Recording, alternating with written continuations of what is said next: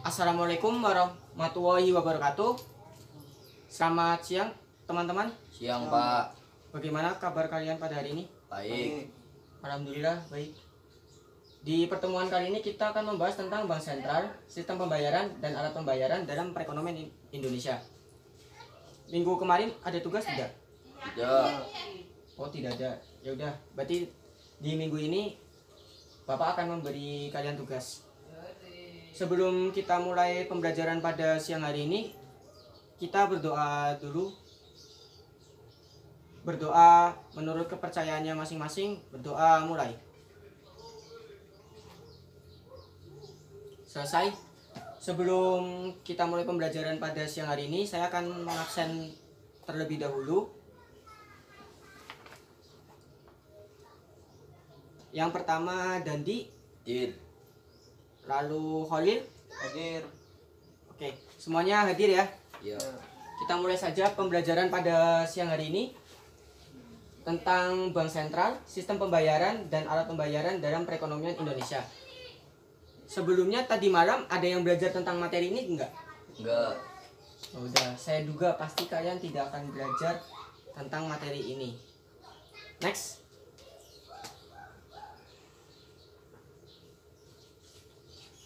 Sistem pembayaran. Sistem pembayaran adalah perpindahan nilai antara dua belah pihak yang secara sederhana kita memakai istilah pembeli dan penjual secara bersamaan terjadi perpindahan barang dan jasa.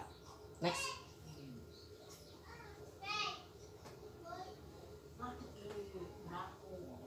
Jenis sistem pembayaran ada dua, yaitu pembayaran tunai dan pembayaran non tunai. Pembayaran tunai yaitu menggunakan uang tunai, dan pembayaran non tunai melibatkan lembaga perantara agar dana tersebut dapat benar-benar efektif berpindah dari pihak yang menyerahkan ke pihak penerima. Lembaga perantara ini bisa disebut juga dengan bank. Alat pembayaran. Lalu ada alat pembayaran tunai sendiri ada dua, yaitu alat pembayaran tunai dan alat pembayaran orang baik. Yang kedua ada alat pembayaran. Alat pembayaran sendiri ada dua, yaitu alat pembayaran tunai dan alat pembayaran non tunai. Alat pembayaran tunai sendiri menggunakan uang kartal. Uang kartal itu ada dua jenis. Yang pertama uang kertas dan uang logam. Uang kertas sendiri ada 1.000, 2.000, 5.000, 10.000, 20.000, 50.000 dan 100.000. Dan kalau uang logam ini nilainya lebih kecil, ada 100, 200, 500 dan 1.000. Lalu ada alat pembayaran non tunai. Alat pembayaran non tunai tidak menggunakan uang kartal, melainkan menggunakan cek, APMK, yang bisa disebut juga dengan alat pembayaran menggunakan kartu dan uang elektronik. Next.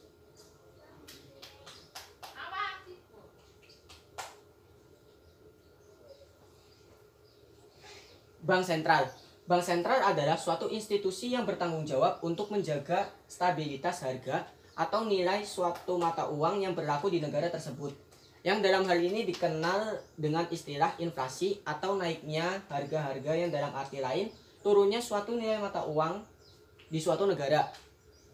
Bank sentral menjaga agar tingkat inflasi terkendali dan selalu berada pada nilai yang serendah mungkin atau pada posisi yang optimal bagi perekonomian, atau yang sering kita sebut dengan low or zero inflation. Dengan mengontrol keseimbangan jumlah uang dan barang, apabila jumlah uang yang beredar terlalu banyak, maka bank sentral dengan menggunakan instrumen dan otoritas yang dimilikinya mengendalikan inflasi yang ada di negara tersebut. Next.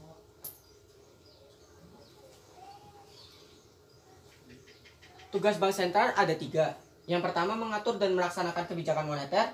Yang kedua menjaga kelancaran sistem pembayaran, dan yang ketiga mengatur dan mengawasi perbankan. Next. Bank Indonesia. Bank Indonesia atau BI adalah Bank Sentral Republik Indonesia sesuai dengan pasal 23D Undang-Undang Dasar Republik Indonesia dan Undang-Undang Nomor 23 Tahun 1999 tentang Bank Indonesia. Sebelum dinasionalisasi sesuai UU Pokok Bank Indonesia pada 1 Juli 1953, bank ini bernama The Javase Bank atau DJB. yang didirikan berdasarkan oktroy pada masa pemerintahan Hindia Belanda. Sebagai bank sentral, BI mempunyai tujuan tunggal, yaitu mencapai dan memelihara kestabilan nilai rupiah. Next. Wewenang Bank Indonesia ada 3, yaitu melaksanakan dan memberikan persetujuan dan izin atas penyelenggaraan jasa sistem pembayaran, dan yang kedua mewajibkan penyelenggara bank jasa sistem pembayaran untuk menyampaikan laporan tentang kegiatannya, dan yang ketiga menetapkan penggunaan alat pembayaran. Next.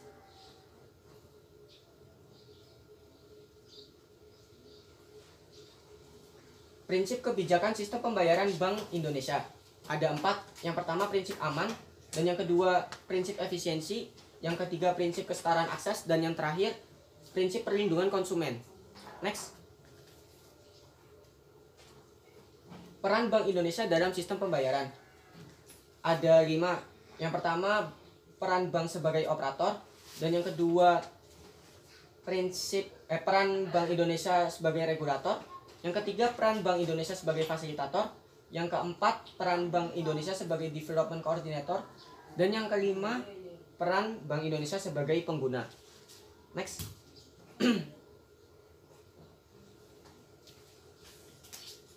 Penyelenggaraan sistem pembayaran non tunai oleh Bank Indonesia ada 3. Yang pertama BI sebagai penyelenggara BI RTGS, dan yang kedua BI sebagai penyelenggara SKN BI, dan yang ketiga BI sebagai penyelenggara BI S4.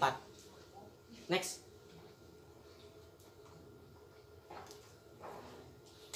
Oke, itu PPT yang saya buat untuk pembelajaran pada siang hari ini, dan saya juga akan menampilkan video pembelajaran yang saya peroleh dari YouTube untuk mendapatkan kejelasan dari pembelajaran pada siang hari ini. Ini kambingnya nggak apa?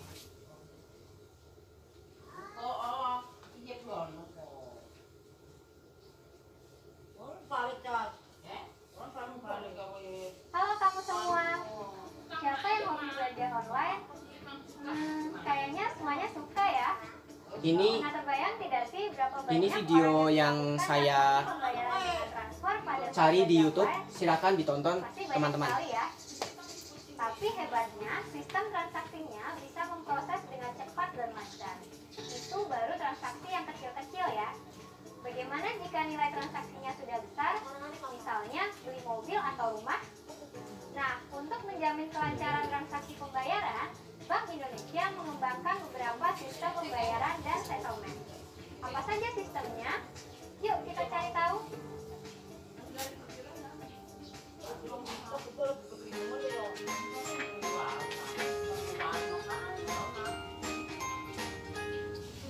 Bersama saya, Delia Kadina Putri. Di video kali ini kita akan mencari tahu bagaimana sistem pembayaran di Indonesia. Sebelum kamu mempelajari materi ini, baiknya kamu sudah memahami tentang peranan bank sentral dalam sistem pembayaran dan jenis-jenis alat pembayaran terlebih dahulu ya. Kali ini kita akan melanjutkan pembahasan tentang komponen sistem pembayaran, yaitu tentang sistem transfer dana dan juga settlement. Dari pembahasan sebelumnya, kita sudah tahu bahwa sistem pembayaran adalah sistem yang mencakup seperangkat aturan, lembaga, dan mekanisme yang dipakai untuk melaksanakan pemindahan dana guna memenuhi suatu kewajiban yang timbul dari suatu kegiatan ekonomi. Di Indonesia, mekanisme atau sistem yang dipakai untuk pemindahan dana diselenggarakan dan diawasi oleh Bank Indonesia sebagai bank sentral. Sistem transfer dana ini harus dapat melayani transaksi yang bernilai besar atau high value maupun transaksi yang bernilai kecil atau retail value. Transaksi bernilai besar atau high value adalah transaksi yang memiliki nominal lebih dari 100 juta yang berperan secara signifikan terhadap perekonomian nasional. Sementara itu, transaksi yang bernilai kecil atau retail value merupakan transaksi yang jumlah nominal transaksinya di bawah 100 juta. Transaksi ini dilakukan perorangan maupun usaha-usaha kecil. Untuk mengatur dan menjalankan transaksi tersebut, ada 3 macam sistem yang bekerja. Antara lain, yang pertama, Bank Indonesia Real Time Gross Settlement. Yang kedua, Bank Indonesia Stateless Security Settlement System. Dan yang ketiga, Sistem Clearing Nasional Bank Indonesia. Kita bahas satu persatu ya. Yang pertama yaitu Bank Indonesia Real Time Gross Settlement atau yang disingkat dengan BI-RTGS. Sistem ini merupakan sistem transfer dana elektronik antar peserta dalam mata uang rupiah yang penyelesaiannya dilakukan secara seketika per transaksi. Sistem ini memiliki peran penting dalam sistem pembayaran, terutama untuk transaksi bernilai besar. BI-RTGS mulai dioperasikan oleh Bank Indonesia sejak 17 November 2000. Adapun tujuan dikembangkannya sistem ini antara lain: 1.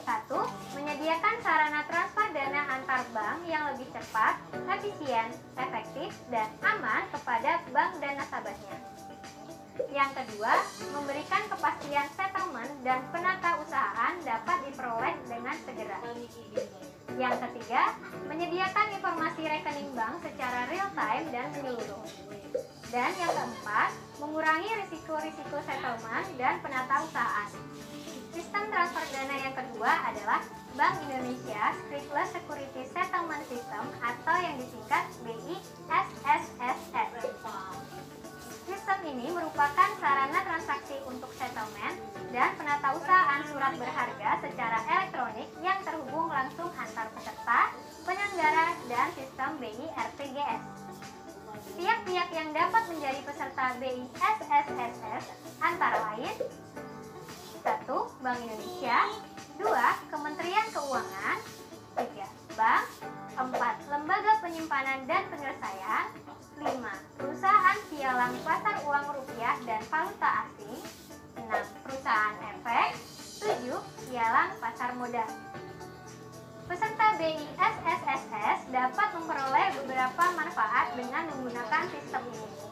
Antara lain: 1. Mengurangi waktu, biaya, dan sumber daya manusia dalam penyelesaian transaksi. Yang kedua, mengurangi resiko penyelesaian transaksi surat berharga. Dan yang ketiga, meningkatkan transaksi pasar sekunder surat berharga. Dan sistem yang terakhir adalah Sistem Clearing Nasional Bank Indonesia atau yang disingkat SKNBI. SKNBI merupakan pertukaran warkas atau data keuangan elektronik antar peserta clearing, baik atas nama peserta maupun atas nama nasabah peserta, yang perhitungannya diselesaikan pada waktu tertentu. SKNBI ini memiliki peran penting dalam sistem pembayaran yang bernilai kecil atau transaksi dengan retail value. Ada dua macam transaksi clearing, yaitu transfer debit dan transfer kredit. Sistem transfer debit pada umumnya dilakukan dengan menggunakan cek, billiard giro, atau warkat debit lainnya. Sementara sistem transfer kredit dilakukan dengan cara mengisi formulir isian yang disediakan oleh bank, kemudian akan dikirim oleh bank melalui data keuangan elektronik yang disediakan dalam SKNBI. Penyelenggara SKNBI dapat dibedakan menjadi dua jenis, yaitu penyelenggara clearing nasional atau PKN dan penyelenggara clearing lokal atau PKL. Penyelenggara clearing nasional atau PKN merupakan unit kerja yang berada di kantor pusat Bank Indonesia yang bertugas mengelola dan menyelenggarakan SKNBI secara nasional. Sedangkan penyelenggara clearing lokal atau PKL merupakan unit kerja di kantor Bank Indonesia atau bank lain yang memperoleh persetujuan dari Bank Indonesia untuk mengelola dan menyelenggarakan SKNBI di suatu wilayah clearing tertentu. Dalam pelaksanaannya, bank wajib mencantumkan biaya clearing, baik biaya yang dikenakan Bank Indonesia kepada bank maupun biaya yang dikenakan bank kepada nasabah pada lokasi yang dapat dibaca dengan jelas oleh nasabah atau masyarakat sesuai ketentuan masing-masing bank. Apa aja sih manfaat sistem clearing nasional Bank Indonesia? Manfaatnya antara lain: pertama, mendapatkan pelayanan yang cepat, rasa aman dalam bertransaksi, dan biaya relatif murah. Kedua, mendapat alternatif pelayanan jasa transfer dana yang kompetitif. Nah, itulah tadi pembahasan kita tentang sistem pembayaran di Indonesia. Jadi, pada sistem pembayaran di Indonesia didukung oleh 3 sistem, yaitu sistem BI ATGS. Berdasarkan PPT dan video yang sudah saya paparkan dan saya tampilkan, apakah kalian paham dengan materi yang sudah saya sampaikan? Paham. Oke, kalau begitu ada yang ingin ditanyakan dari teman-teman? Saya ingin bertanya, Pak. Apa saja kebijakan moneter BI dalam menstabilkan kurs rupiah? Ya, pertanyaan yang bagus dari Khalil. Kebijakan moneter BI itu ada beberapa macamnya. Di antaranya, yang pertama itu operasi pasar terbuka, dan yang kedua kebijakan diskonto, dan yang ketiga ada giro wajib minimum. Ya, berhubung sudah ada yang bertanya dari kalian, sekarang giliran saya yang bertanya ke kalian. Yang bisa menjawab pertanyaan dari saya, nanti saya akan beri poin 1 di pelajaran saya. Pertanyaannya adalah, di negara kita, siapa yang bertanggung jawab atas kelancaran sistem pembayaran yang ada di Indonesia? Yang bisa menjawab akan saya beri poin 1. Saya, Pak. Jawabannya BI. Ya, jawaban kamu benar, Dandi. Kamu mendapatkan poin tambahan dari saya. Oke, sekian pembelajaran kita pada siang hari ini. Untuk minggu depan tugasnya adalah kalian membawa uang kertas dan uang logam untuk kita analisis bersama-sama dan kita cari tahu bedanya antara uang kertas yang palsu dengan uang kertas yang asli. Lalu ada tugas yang kedua, yaitu menganalisis terkait dengan kebijakan-kebijakan BI dalam mengatasi atau mengendalikan inflasi di Indonesia. Terima kasih atas perhatiannya. Wassalamualaikum warahmatullahi wabarakatuh. Waalaikumsalam warahmatullahi wabarakatuh.